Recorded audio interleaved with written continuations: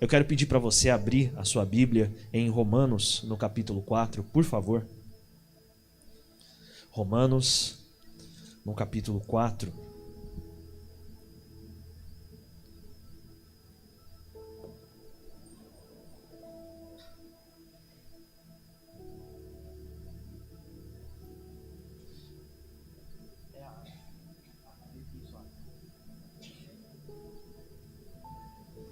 Romanos, capítulo 4. Todos encontraram, gente? Vamos ler no versículo 18, que diz assim: Abraão, esperando contra a esperança, creu, para vir a ser pai de muitas nações, segundo lhe fora dito. E eu destaco aqui a palavra esperança, porque é sobre isso que eu gostaria de tratar com vocês aqui hoje. Qual a importância da esperança na vida do cristão? É que a desesperança nos impede de perceber e desfrutar das bênçãos de Deus, ainda que elas já estejam sobre a nossa vida. A esperança é o que nos faz perceber e desfrutar as bênçãos de Deus que já estão sobre nós. Então é extremamente essencial e necessário a esperança na vida daquele que busca a Deus, na vida daquele que serve a Deus. E eu quero dar alguns exemplos, a começar por alguns exemplos lógicos. Você que tem um carro, talvez você já deve ter passado por isso, ou que pretende comprar um carro. A pessoa, quando ela planeja comprar um carro de um modelo X, de uma marca X, de um modelo Y, ela nota que depois que ela já teve esse planejamento, que ela fez esse planejamento, ela percebe mais ou ela nota mais esse carro, de uma forma que ela não notava antes de ter planejado. A pessoa de repente talvez até diga o seguinte: meu Deus, parece que eu só vejo esse carro agora. Parece que só tem esse carro na rua agora. E por que que isso acontece? Porque já tem um significado mais importante para a pessoa, emocional. Porque o nosso cérebro, todos os dias, ele recebe milhares de estímulos. E se ele absorve todos, ele sobrecarrega e então vai acabar sendo prejudicial para a saúde. Então só vai absorver e destacar aquilo que você entende como sendo importante, aquilo que para você tem alguma importância. E então você começa a notar aquilo com mais frequência, com uma percepção maior. E o oposto disso também é verdade. Por exemplo, se uma pessoa ela convence a si mesmo de que uma determinada coisa não está em determinado lugar, ainda que esteja diante dos olhos dela, ela não consegue ver. Por exemplo, de repente você foi num local procurar uma determinada coisa e o seu cônjuge, você disse na verdade para o seu cônjuge: olha, não está aqui não. Aí o seu cônjuge responde: tá aí sim, tá aí. Aí você dá mais uma olhada: não, não tá aqui. Você quer ver eu ir aí e achar? Você quer ver eu ir aí? Se eu for aí e achar, você vai ver. Não, mas não tá aqui. Aí o cônjuge vai lá e mostra: não falei para você que estava aqui? Estava diante dos seus olhos, você não estava vendo. E por que isso? Porque a pessoa se autoconvenceu de que aquilo não estava de fato ali. Em outras palavras, ela perdeu a esperança. E mesmo que estivesse, ou mesmo que esteja diante dos olhos dela, ela não nota, ela não percebe. E a mesma coisa é quando o cristão ele perde a esperança. Ainda que a bênção de Deus esteja sobre ele, ainda que a graça de Deus esteja sobre ele, ainda que a presença de Deus esteja com ele, ele não percebe, ele não nota, porque ele perdeu a esperança. Isso acontece muito com aquelas pessoas que têm o costume de reclamar muito, de murmurar muito. Porque quando a pessoa ela murmura, ela reclama, em outras palavras, o que ela está dizendo para si mesma? A presença de Deus, a graça de Deus sobre mim não tem importância nenhuma. Na verdade, nem a tenho. E ela dá muita ênfase e importância para as lutas, para os problemas, de tal forma que ela só consegue ver e perceber agora as dificuldades, os problemas. A mesma coisa também acontece, geralmente, quando o irmão erra. Às vezes a pessoa tem um irmão, como, nossa, que pessoa bacana, legal, maravilhosa, até que o irmão às vezes comete um erro. Aí às vezes a pessoa dá tanta ênfase para o erro daquele irmão, e irmão, eu digo o irmão da igreja, pode ser o pastor também. Não me refiro aqui, gente, a falsos profetas, que aí seria erro de caráter. O que a palavra de Deus diz é que nós temos que tomar distância deles. Estou falando de erros que todo ser humano está sujeito a cometer. Erros comuns. O pastor também é ser humano. Ele está sujeito a cometer alguns erros. E às vezes quando o irmão comete um erro, às vezes o pastor comete algum erro humano. A pessoa dá tanta ênfase para aquilo que ela só começa a perceber agora os erros do irmão. E ainda que ele tenha 1001 qualidades, a pessoa não percebe, não nota. E parece que só tem defeitos, que só tem erros. E aí a pessoa começa a cometer injustiças contra aquele irmão. Começa a cometer erros contra aquele irmão. Começa a cometer pecados contra aquele irmão, porque faz julgamentos precipitados. Por isso que a Bíblia lá em Lucas, no capítulo 17, vai dizer o seguinte: se o seu irmão errar com você, vai ter com ele, pessoalmente, conversa com ele. Se ele se arrepender, perdoa. E ainda que ele cometa o mesmo erro 7 vezes no mesmo dia, se todas as vezes ele se arrepender, perdoa. Perdoa.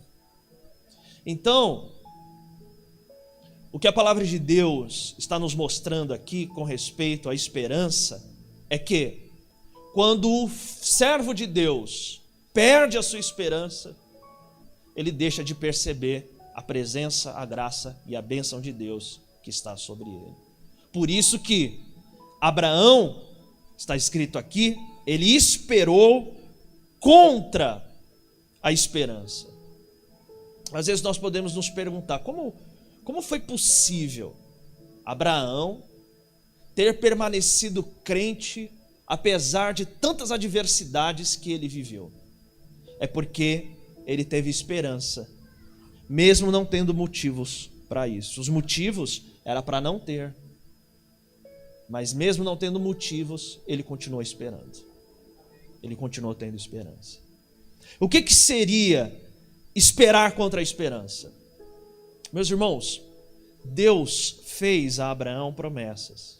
E eu gostaria de deixar claro para você que essas promessas estão também sobre aqueles que são descendentes de Abraão. E quem são os descendentes de Abraão? Não são aqueles que têm o sangue de Abraão correndo em suas veias. Os descendentes de Abraão são os da fé. E eu quero ler com você em Gálatas, no capítulo 3. Gálatas 3, no versículo 7. Está escrito assim, gente. Gálatas 3, 7. Sabeis, pois, que os da fé é que são filhos de Abraão. E ele diz no verso 9: de modo que os da fé são abençoados com o crente Abraão. Então ele está dizendo que os filhos de Abraão são os da fé, e tem a bênção de Deus também aqueles que são da fé. Fé em que ou em quem? Olha o versículo 16. Ora, as promessas foram feitas a Abraão e ao seu descendente. Não diz e aos seus descendentes, como se falando de muitos, porém como de um só. E ao teu descendente, que é Cristo. Portanto, são descendentes de Abraão e têm a bênção de Deus sobre a sua vida, os da fé. Fé em quem? Em Cristo. Então, se a sua fé está somente, apenas e exclusivamente na pessoa do Senhor Jesus Cristo, então você é um descendente de Abraão e as bênçãos de Deus estão sobre a sua vida. Você pode estar certo disso. Voltando agora, Deus fez promessas, uma promessa mais especificamente a Abraão, de que ele seria pai de um filho, e desse filho ele teria uma numerosa descendência. Quando Deus fez essa promessa a Abraão, ele tinha 75 anos, e a sua esposa Sara tinha 65, e era estéril. E ele creu.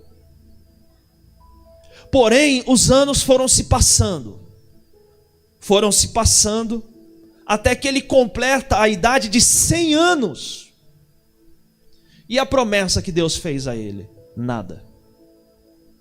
Com certeza, certamente, haviam pessoas que vinham a ele e diziam o seguinte: vem cá, Abraão, você está aí esperando, você está perdendo seu tempo, porque já passou muito tempo, já passou muitos anos, você já está com 100 anos, o filho não veio ainda, não vai vir.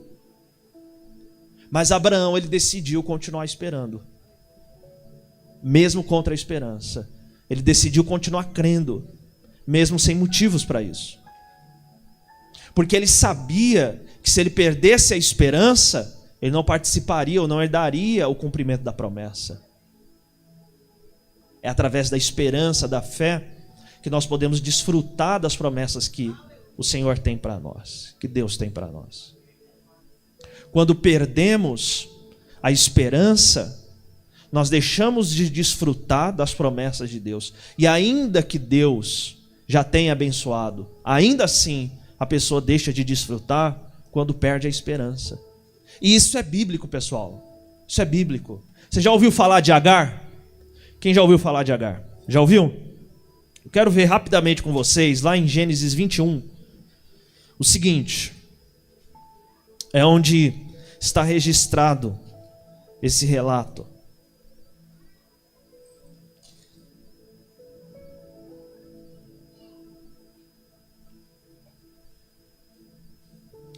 Para contextualizar, quem foi Agar?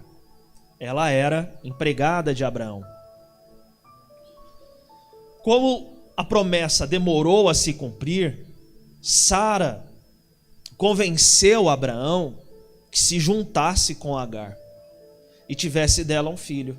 Abraão a princípio recusou, mas ele acabou se deixando convencer, se juntou com Agar e ela então teve um filho chamado Ismael. O filho nasceu, cresceu, até que então Deus cumpre a promessa e Sara dá à luz um filho. E então começam a haver divergências, acontecer problemas, intrigas entre Sara e Agar, entre o filho de Agar e o filho de Sara. Então Sara diz para Abraão: despede essa empregada.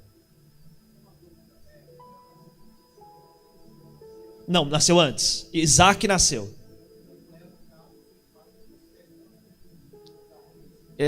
Nasceu antes, mas mais ou menos isso. Ah, sim. Isaac, isso, exatamente. Imagina.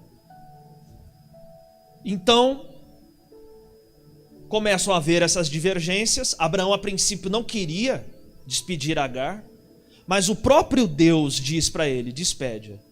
Não fique com receio disso, ele é seu filho. Como está escrito aí, no versículo... Vamos ler no verso 12. 21 de Gênesis, verso 12. Disse, porém, Deus a Abraão: não te pareça isso mal por causa do moço e por causa da sua serva. Atende a Sara em tudo o que ela te disser, porque por Isaque será chamada a sua descendência.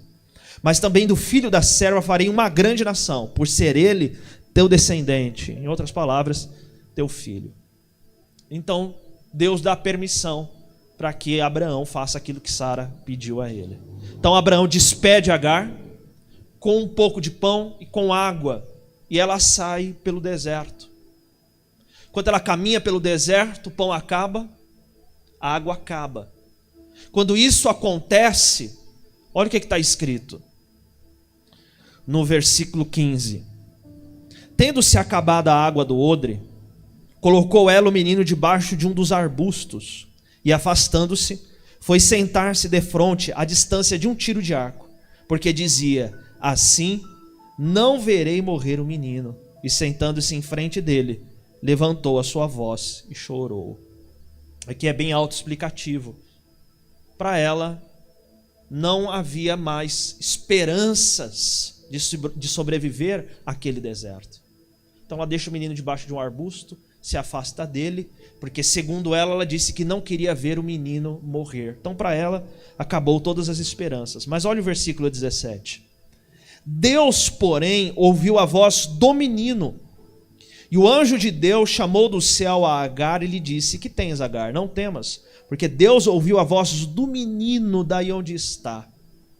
A pergunta é: Sara chorou, mas por que Deus, melhor dizendo, Agar chorou, mas por que Deus não ouviu a voz de Agar, o choro de Agar, mas ouviu a voz do menino, o choro do menino? Sabe por quê? Porque Agar não tinha nenhum parentesco com Abraão, mas aquele menino era filho de Abraão. Por isso, quando ele clamou, quando ele chorou, Deus o ouviu. A boa notícia é: aquele que é filho de Abraão, Deus não abandona. Deus ele ouve, Deus ele socorre, Deus ele estende as mãos, Deus ele ajuda aqueles que são filhos de Abraão. Mas o que é interessante aqui é que Deus imediatamente diz para ela: levanta, pega o menino, porque eu vou fazer dele uma grande nação. Eu vou abençoar o menino, mas porque ele era filho de Abraão.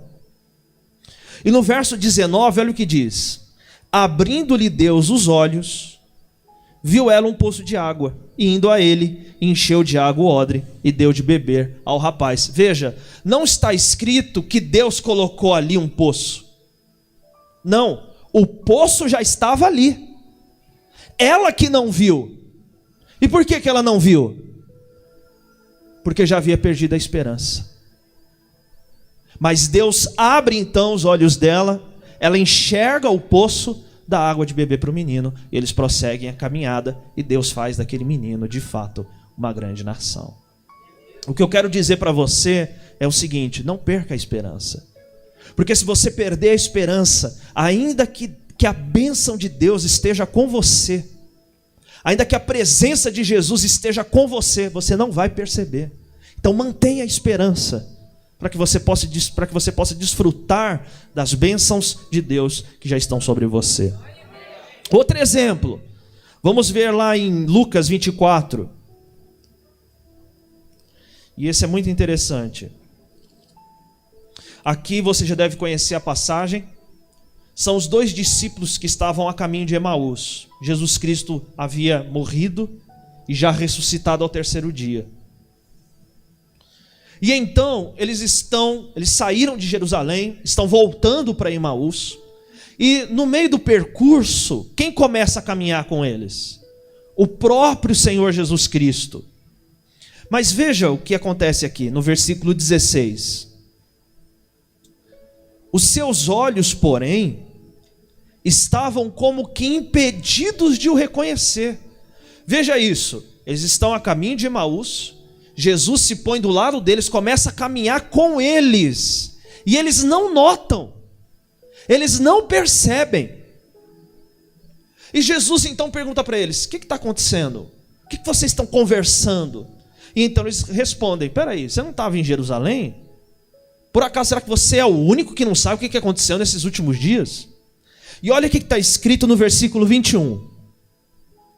Ora, nós esperávamos que fosse ele quem havia de redimir a Israel.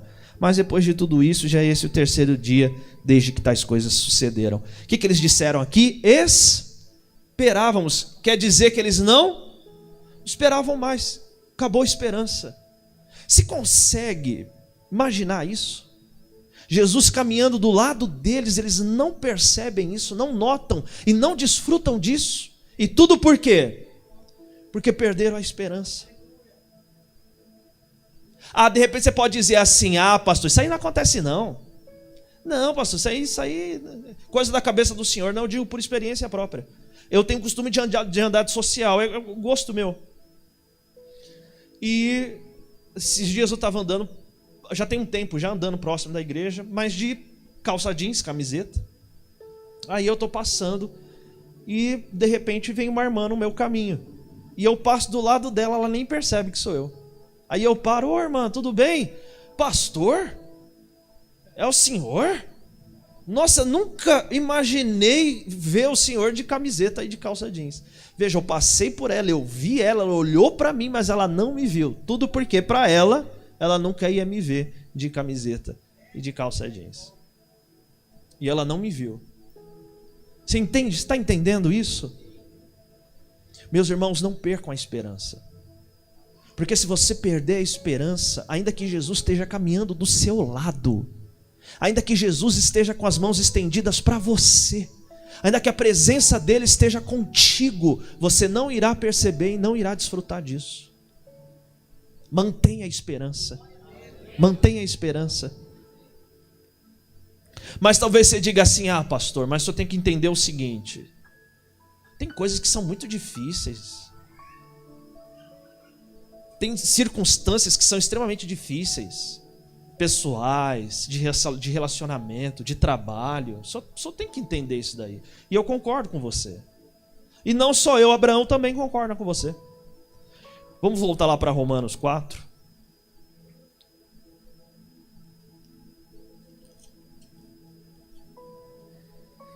No verso 19.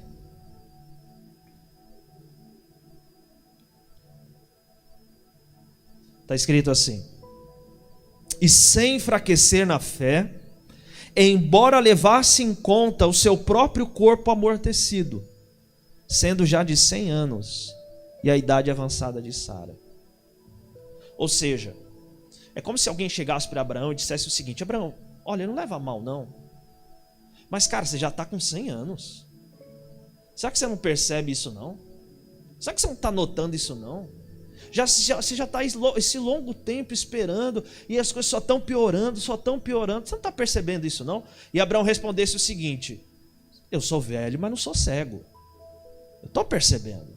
Eu sei que eu já estou avançado em idade, que eu já tenho 100 anos, que a minha esposa tem 90 anos, que ela é estéril, eu sei disso.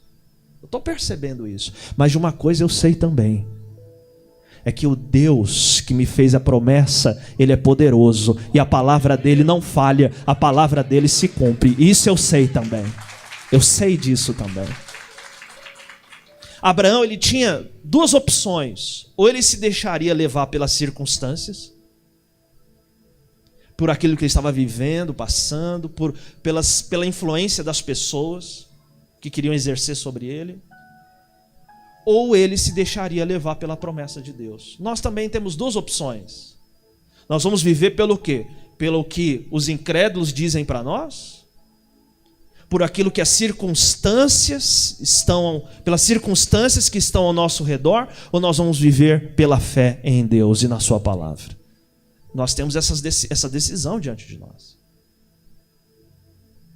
Talvez você esteja dizendo isso: eu sei, eu estou passando momentos difíceis, estou atravessando um deserto, a situação não está fácil no trabalho, dentro de casa, na saúde e etc. Mas que você também possa dizer: mas de uma coisa eu sei também, é que o Deus que eu creio é o Deus verdadeiro, é o Deus vivo, é o Deus poderoso, é o Deus que não me abandona, é o Deus que não me deixa, é o Deus que está comigo e que cumpre todas as suas palavras. Que você possa dizer isso também. Vamos ver o versículo 20. Está escrito assim: não duvidou por incredulidade da promessa de Deus. Ou seja, ele não duvidou. Mesmo que ele não tinha motivos para crer, para se firmar em Deus, ele não duvidou. Mas continuando: mas pela fé se fortaleceu, dando glória a Deus. Abraão se fortaleceu pela fé, dando glória a Deus. Você quer matar a sua fé? Você quer matar a sua esperança? Reclama todo dia, murmura todo dia. Sabe por que tem algumas pessoas que nunca são fortes na fé? O seu espírito nunca é forte, porque elas estão esperando pelas circunstâncias. Ah, quando a circunstância melhorar, quando fulano melhorar, quando isso mudar, não, aí eu vou crer, aí eu vou buscar Deus, aí eu vou para a igreja, aí eu vou me firmar, aí eu vou ser forte. Vai nada. Vai nada. O que fortaleceu Abraão? Foi as circunstâncias? Não, foi a fé. Foi, pelas circunstâncias não tinha motivo para estar fortalecido. Pelas circunstâncias não. Mas ele se fortaleceu pela fé, dando glória a Deus. É como se acontecesse o seguinte, como se alguém fosse para Abraão, poxa Abraão, olha, eu tô triste por você, Abraão, eu tô chateado por você, porque olha, eu tô vendo você aí, há tanto tempo crendo, há tanto tempo acreditando, há tanto tempo esperando, e nada, e a situação parece que se agravando. Olha Abraão, pode desabafar aqui, pode chorar Abraão. E Abraão chegasse para ele e dissesse assim: glória a Deus. Como que é? Glória a Deus? Você vai reclamar não? Você vai murmurar não? Não vou não. Glória a Deus. Glória a Deus. Se não aconteceu ainda, é porque não é o tempo. Porque Deus viu que não é o tempo. Quando for o tempo, Deus vai cumprir. For o tempo, Deus vai cumprir. Tem pessoas que não têm pudor, que não têm vergonha de falar palavrão. Palavrão é uma coisa chula e é pecado. Mas elas não têm vergonha de soltar aquele palavrão bem alto. Mas tem gente que tem vergonha de dar glória a Deus. Você tem vergonha? Tem não? Então dá um glória a Deus aí, gente. Bem forte. Abraão se fortaleceu fazendo o quê? Dando glória a Deus. Adorando a Deus. Reclamação, murmuração vai te ajudar em nada. O que você tem que fazer é adorar a Deus. Lembra de Jó? Quando perdeu tudo, ele rasgou as suas vestes. O que a esposa dele esperava? Que ele ia amaldiçoar Deus, que ele ia maldizer Deus. Mas o que ele fez? Ele adorou a Deus. Que nós façamos como Jó, mesmo que estivermos perdendo tudo, que não saia murmuração dos nossos lábios, mas que saia louvor ao Senhor, que saia louvor ao seu nome. Talvez você diga assim: mas pastor, Abraão ele tinha promessa para se apegar. O que eu tenho? Quero que você se lembre. Os que são filhos de Abraão é que são herdeiros das promessas e que têm as bênçãos de Deus sobre a sua vida. E quem são os filhos de Abraão? Aqueles que creem, os da fé. Aqueles que creem em quem? No Senhor Jesus Cristo. Se a sua fé está no Senhor Jesus Cristo, volta a repetir, você é descendente de Abraão, você é herdeiro das promessas. A bênção de Deus está sobre você. Vamos lá em Gálatas, no capítulo 3.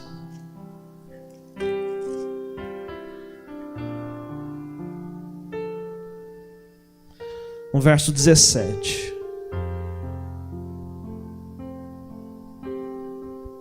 Está escrito assim: e digo isto, uma aliança já anteriormente confirmada por Deus, a lei, que veio 430 anos depois, não a pôde abrogar, de forma que venha desfazer a promessa. Abrogar significa anular, cancelar. O que isso aqui significa? Abraão ele existiu 430 anos antes da lei. E a promessa de Deus, depois de 430 anos, veio sobre a lei, em que Deus disse: quem a obedecer será abençoado, quem a desobedecer não será abençoado.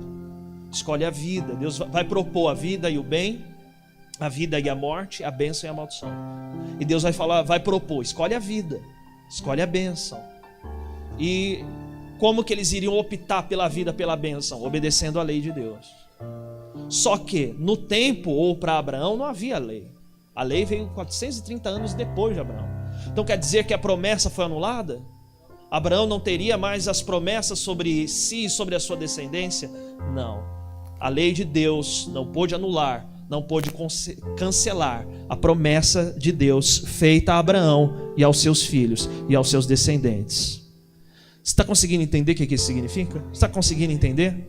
Meus irmãos, se nem a promessa do próprio Deus, ou melhor dizendo, a lei, se nem a lei do próprio Deus pôde cancelar a promessa que ele mesmo fez, meus irmãos, não vai ser a lei do homem, não vai ser a lei da ciência, não vai ser a lei da filosofia humana, não vai ser a lei do diagnóstico humano. Nada e nem ninguém pode anular ou cancelar as promessas de Deus que estão sobre a sua vida. Não existe nada que pode anular ou cancelar as promessas de Deus, a palavra de Deus. Elas hão de se cumprir na vida de todo aquele que crê. Na vida de todo aquele que crê. Isso significa que a lei está contra a promessa de Deus? Não. Muito pelo contrário.